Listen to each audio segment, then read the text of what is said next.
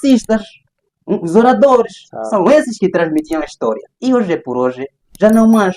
Hoje o indivíduo já não é mais nômada. Hoje o indivíduo é sedentário. A qualquer local onde estiver, está na mão aquilo que ele precisa. Muito bem. Porque se olharmos um pouquinho, só vai aprender história aquele que utilizar o método hermenêutico, que é interpretar, e o método heurístico, que é compreender e encontrar a verdade. Muito bem. Razão pela qual nós trazemos também nesse debate, nós conseguimos trazer um engenheiro informático para poder nos responder, para nos dar respostas credíveis de que forma essa relação entre a história e a tecnologia coincide, de que forma a relação entre a história e a tecnologia batem certo, porque, como eu há pouco perguntei num bocado aqui, historiador e professor de história há vários anos, de que é necessário que nós tenhamos fontes seguras e o nosso engenheiro informático e telecomunicações vai nos poder situar quais são as tecnologias, ou seja, quais são os meios que nós podemos dar credibilidade, uma vez que temos um leque de redes sociais que de certa forma contribuem para quê? Contribuem para a difusão da história. Então vamos pedir para que o nosso engenheiro informático, nesse caso, possa nos situar essa informação, por favor. Obrigado por esta oportunidade que me é concedida a fim de falarmos da importância das tecnologias digitais na construção histórica. Só para dar um salvo, Bonifácio Cachomba Janeiro, engenheiro eletrônico, não informático. Portanto, desde os tempos imemoráveis que as civilizações sempre tiveram a necessidade de transmitir os conhecimentos ora adquiridos, apesar de forma oral. Nosso historiador aqui já disse bem, estamos a falar das civilizações da antiga Mesopotâmia, os babilônicos, os assírios, os egípcios, mesmo aqui em Angola estaríamos a falar dos ovimbundos e não só. Nesse processo de transmissão, as nações ou as civilizações tiveram a necessidade de se estabelecerem como potência. Para se estabelecerem como potência, havia formas ou também necessidades de transformar o meio em si. Esse processo de transformação dentro da história, se levarmos para a tecnologia, vamos dizer que havia ainda naquela altura aquilo que nós chamamos dentro das tecnologias de barreiras digitais. O que é isso, barreiras digitais? Barreiras digitais é o inacesso ou acesso ínfimo às informações em termos de mídias digitais. Certo. Esse inacesso às mídias digitais dentro do cyberespaço, o cyberespaço contrasta com as barreiras digitais porque diz respeito ao acesso ilimitado de informações às mídias digitais. Daí, cyberespaço. E essa transformação levou ao homem para trazer novas fontes de buscas, novas fontes de transmissão, divulgação de conhecimentos. Foi assim que, no século XX, houve uma revolução em termos de tecnologias, revolucionando a indústria, a medicina, a economia, as sociedades, revolucionando também a forma de armazenamento e divulgação de dados. Já Cláudio Chano é este engenheiro que traz a transformação, ou a ele é atribuído a era digital, quando em 1948 publicou o seu artigo sobre os processos de transformação digital. Também dentro da historicidade estaríamos a apresentar o informático Tim Berners-Lee, que inventou a internet, ou ele que trouxe a internet quando criou a World Wide Web, o famoso www. Certo. Também nós estaríamos a falar do surgimento do código Morse, que foi muito utilizado nas guerras, tanto na Primeira e na Segunda Guerra Mundial. Estaríamos a falar antigamente, nós em informática aprendemos isso, que os antigos computadores quase que tinham 18 andares.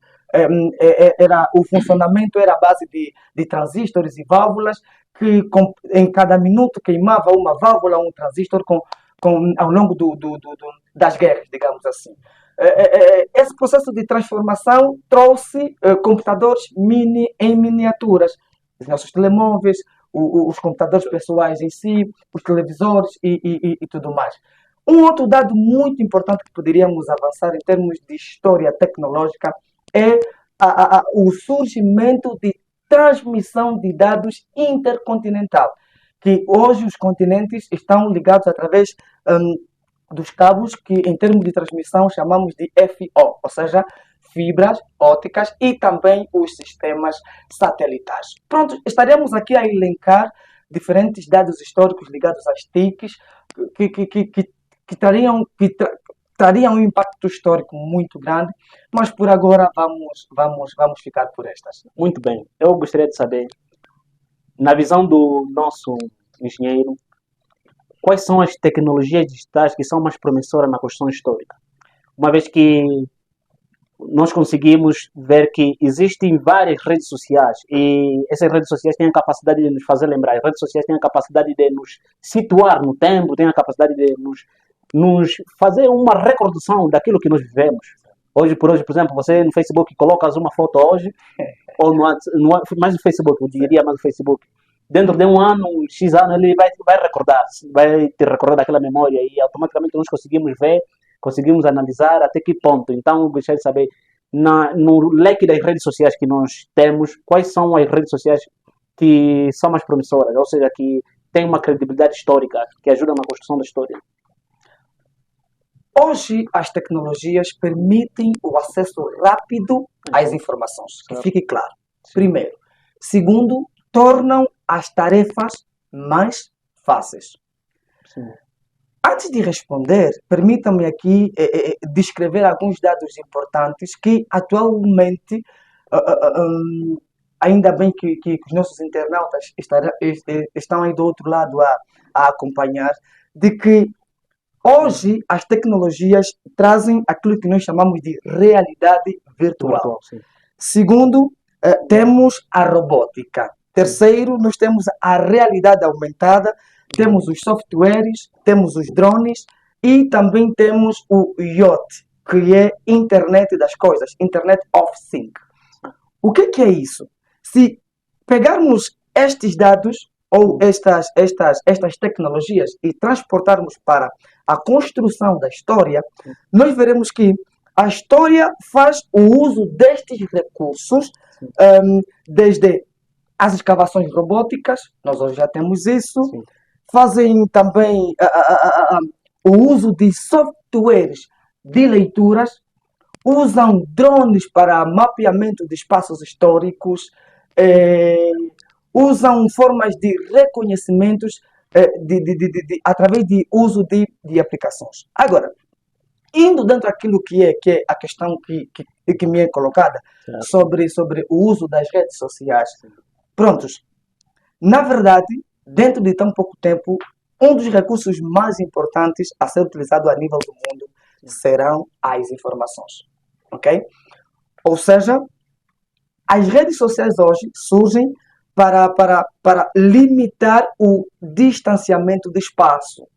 Ok? Sim. Apesar do armazenamento, vêm para limitar o distanciamento de espaço. Então, estaríamos a dizer que as redes sociais, o nosso historiador aqui disse muito bem, existem alguns pontos negativos que possam trazer. Um dos pontos que poderia aqui realçar são as fake news, visto que as informações precisam mesmo de objeto, método para serem comprovados. Sim. Ok? Existem fake news, há histórias fakes, por exemplo. Logo, estaremos a elencar de que as redes sociais vêm para interligar pessoas em diferentes pontos, ou seja, limitar o distanciamento. Muito bem.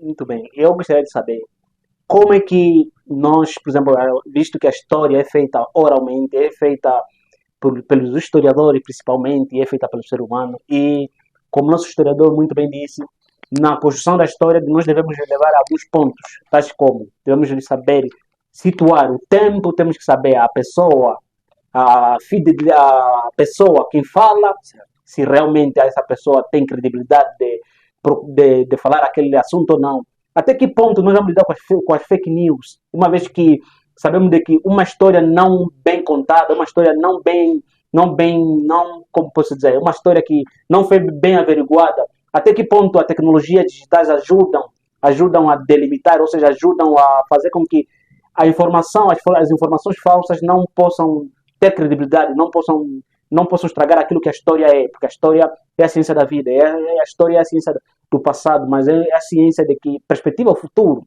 E uma história mal contada pode trazer vários constrangimentos, pode acabar por família, pode acabar com reinos, pode trazer intrigas. Certo. Até que ponto a tecnologia digital ajuda na construção da história nesse sentido? Há uma velha máxima que diz que quem conta um conto acrescenta sempre Um conto. um ponto. Um ponto certo. Eu vou aqui plagiar um historiador conhecido como Chartier. Ele dizia que o leitor já não é obrigado a acreditar no autor, mas, por sua vez, ele pode fazer uma reconstrução histórica ou reconstrução de dados ou de informações até chegar à fonte original.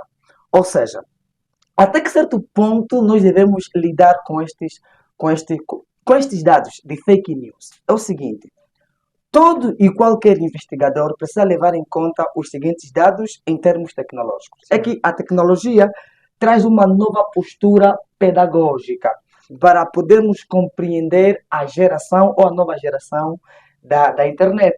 Porque senão estaríamos a considerar o investigador como sendo estar ligado nós chamamos de tecnofobia docente. Ou seja, alguém que também não sabe da sua realidade, mas contrasta com aquilo que a própria realidade diz. Segundo aspecto a se levar em conta, hoje as tecnologias trazem um alcance múltiplo e longínquo.